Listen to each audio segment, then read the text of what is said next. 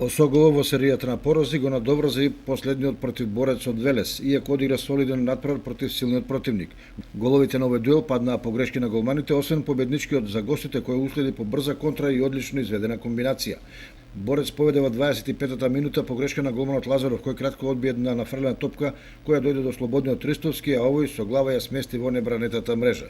Осогово израмни во 53-та минута ослободен удар на Александар Георгиевски, кој биеше силно и прецизно, а гостинскиот голман Димовски, иако интервенираше, не успеа да ја скроти топката која заврши во мрежата.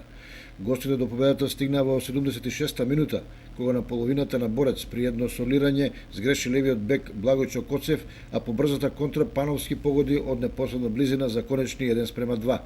Резултати: Осогово Борец 1:2, Каменица Саса Тиквеш 2:0, Плачковица Кожув 3:1, Беласица Брегалница 1:1.